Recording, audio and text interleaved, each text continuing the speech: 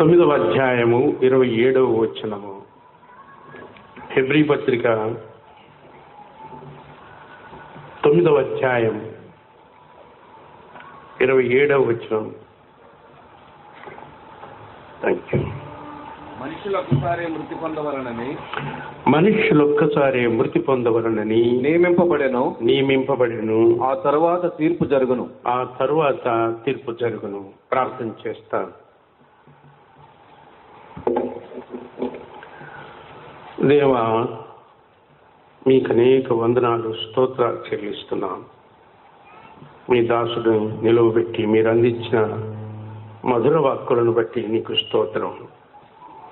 పాపదాస్యము కిందే మరణదాస్యము కింద ఉన్న మీరు మమ్మను ప్రేమించి మీ కుమారుని మధ్యవర్తిగా పంపించి విమోచన క్రయధనము చెల్లించి విడిపించినందుకు స్తోత్రం. ఈ రాత్రి ఆ వరుసలో దాసత్వంలో ఉండే వారందరూ విడుదల పొందుటకు మీ దయపాలించాలని ప్రార్థన చేస్తున్నాం. నిలిచిన నిష్ప్రయోజకుడు, నిమిత్త మాత్రుడు, ఒట్టివాడు, మట్టివాడు, నేనేమి చెప్పగలను ప్రభు? నన్ను మరుగు చేయండి. మిమ్మల్ని ఘనపరచుకోనండి.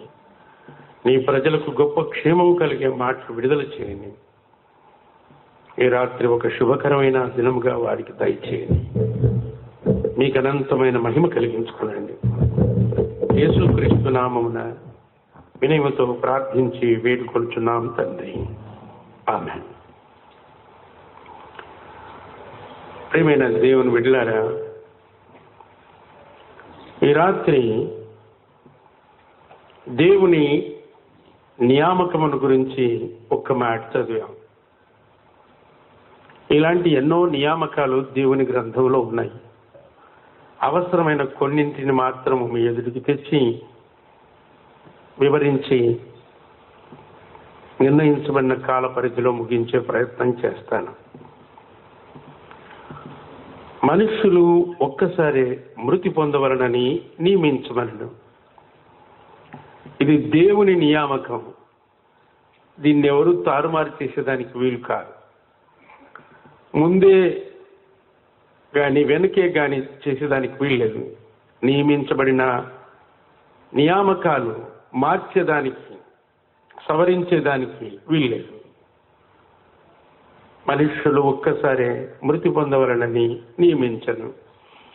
దానికంటే ముందుగా కీర్తనల గ్రంథం 139వ కీర్తన 16వ వచనం మీరు చూడగలిగితే అక్కడ మన జన్మ రహస్యం రాయబడి ఉంది. 139వ కీర్తన 16వ వచనంలో మహారాజైన దావీదు చెప్తూ, నేను పిండమునై ఉండగా నీ కన్నులు నన్ను చూచెను. నియమింపబడిన దినములలో ఒకటైనా కాకమునిపే నా దినములన్నీ నీ గ్రంథములో లిఖితములాయను. నియమించి లిఖించి లోకానికి మమ్మల్ని పంపించాడన్నమాట. అర్థమవుతుందమ్మా? నేను పిండమునై ఉండగానే నీ కన్నులు నన్ను చూచెను. దేవా, నీవు నన్ను కలుగ చేసిన విధము చూడగా నాకు భయమును, తర్వాత ఆశ్చర్యమును కలిగించుతున్నది. ఎలా అమర్చావు ఈ అమరిక అంతా? పిండమునై ఉండగానే పాలు తోడుతో కలిసి పెరుగు గడ్డ కట్టినట్టుగా ఒకదాని వెంట ఒకటి అమర్చి నువ్వు నన్ను కలుగ చేయుచున్నావు కదా అని యోబు గ్రంథంలో యోబు అంటాడు. నన్ను కలుగ చేసిన విధం నాకు భయం, నాకు ఆశ్చర్యం కలిగిస్తుంది. ఇక మనకంత వైద్య శాస్త్రం తెలియదు. డాక్టర్ గారికి, వారి సత్యమనికి డాక్టర్లుగా చదివారు, వాళ్ళకి తెలిసిటది. ఇక గైనకాలజీ చదివితే వాళ్ళకి ఇంకొంచెం బాగా తెలిసే ఉంటుంది. మనకేమో ఏమి ఈ వైద్య పరిజ్ఞానం లేదు. సొంత వైద్యం చేసుకుని అవస్థలు పడి అగసాట్లు పాలైపోతున్నా. నేను డాక్టర్ గారు సూత్రంగా 2-3 మాత్రలు ఇస్తే నా బాధ అంతా ఉపశమనం అయిపోయింది అయ్యా. మనకు తెలియదు ఇదే. అయితే పరమ వైద్యుడు, వైద్యులకు వైద్యుడు, పరమ వైద్యుడు ప్రభు అయిన యేసుక్రీస్తు గాక ఇంకెవడున్నాడు? ఏ శాస్త్రానికి మించిన అతీతమైన శాస్త్రాలన్నీ ఆయన స్వాధీనంలో ఉన్నాయి. ప్రస్తుతం డాక్టర్లకు అంతా చదివేకి అర్థం కావడంలే. 4 ఏళ్ళు మెడిసిన్ చేసి మళ్ళీ సర్జన్ చేసి పోస్ట్ గ్రాడ్యుయేట్ చేసి అన్నీ చదువుకొని బయటకు వచ్చిన తర్వాత బోర్డు పెట్టుకుంటే ఏదో ఒక దాంట్లో మాత్రమే నిష్ణాతులు అంతే. ఒక డాక్టర్ గారు ఎందుకు ఇవన్నీ చర్మం ఒకటి కూడా వెరుక్కొని చదువుకున్నాడు, ఆయన డెర్మటాలజిస్ట్ అంటారు.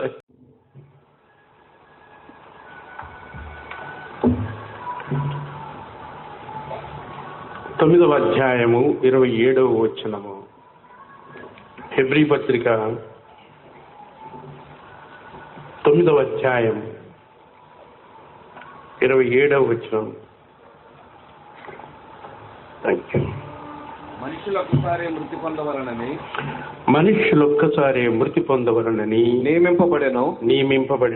ఆ తరువాత తీర్పు జరుగును. ప్రార్థన చేస్తాను. దేవా, మీకు అనేక వందనాలు, స్తోత్రాలు చెల్లిస్తున్నాం.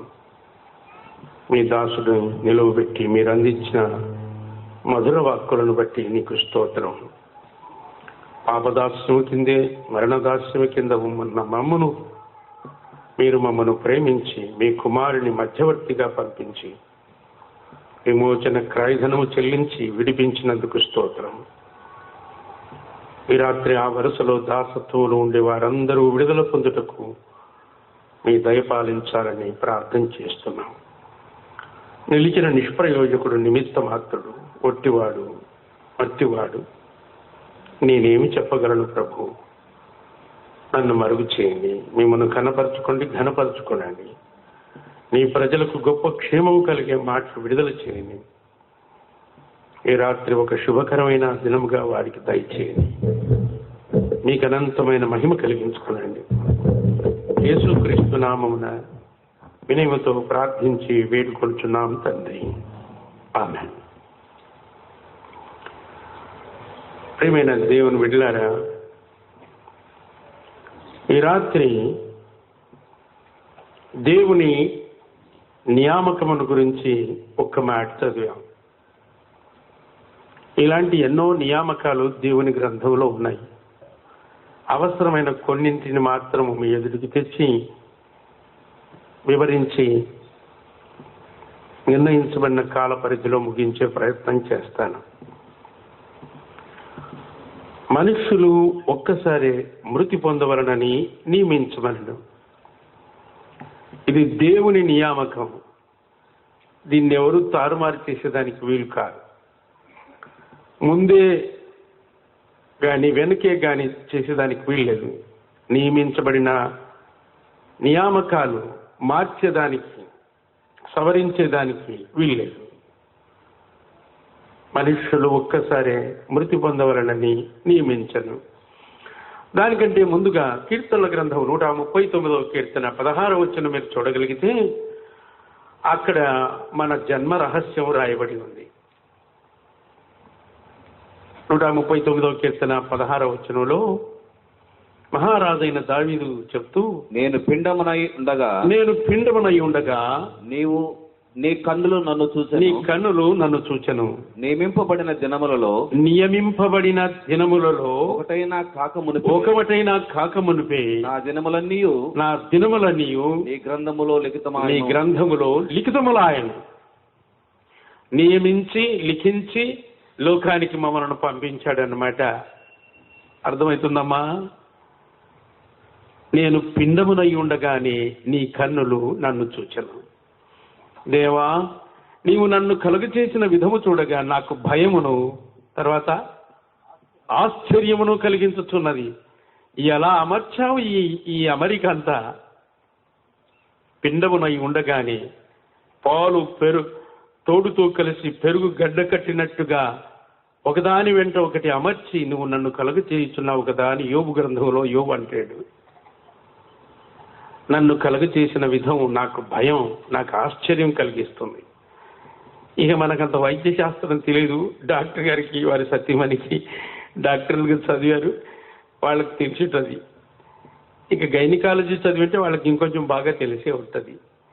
మనకేమో ఏమి ఈ వైద్య పరిజ్ఞానం లేదు. సొంత వైద్యం చేసుకొని అవస్థలు పడి అగసాట్లు పాలైపోతున్నా.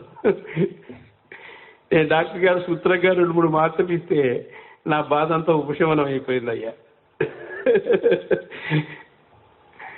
మనకు తెలియదు ఇది. అయితే పరమ వైద్యుడు, వైద్యులకు వైద్యుడు, పరమ వైద్యుడు ప్రభు అయిన యేసుక్రీస్తు గాక ఇంకెవడున్నాడు? ఏ శాస్త్రానికి మించిన అతీతమైన శాస్త్రాలన్నీ ఆయన స్వాధీనంలో ఉన్నాయి. ప్రస్తుతం డాక్టర్లకు అంతా చదివేకి అర్థం కావడంలే. 4 ఏళ్ళు మెడిసిన్ చేసి, మళ్ళీ సర్జన్ చేసి, పోస్ట్ గ్రాడ్యుయేట్ చేసి అన్నీ చదువుకొని బయటకు వచ్చిన తర్వాత బోర్డు పెట్టుకుంటే ఏదో ఒక దాంట్లో మాత్రమే నిష్ణాతులు అంతే. ఒక డాక్టర్ గారు ఎందుకు ఇవన్నీ చర్మం ఒకటి కూడా వెరుక్కొని చదువుకున్నాడు. ఆయన డెర్మటాలజిస్ట్ అంటారు.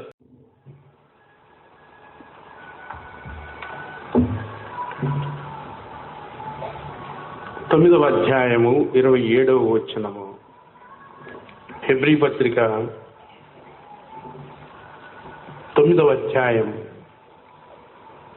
27వ వచనం. మనుషులొక్కసారే మృతి పొందవలనని నియమింపబడెను. ఆ తరువాత తీర్పు జరుగును. ప్రార్థన చేస్తాను. దేవా, మీకు అనేక వందనాలు, స్తోత్రాలు చెల్లిస్తున్నాం. మీ దాసుడు నిలువబెట్టి మీరు అందించిన మధుర వాక్కులను బట్టి నీకు స్తోత్రం. పాపదాస్యము కిందే, మరణదాస్యము కింద ఉన్న మమ్మను మీరు మమ్మను ప్రేమించి మీ కుమారుని మధ్యవర్తిగా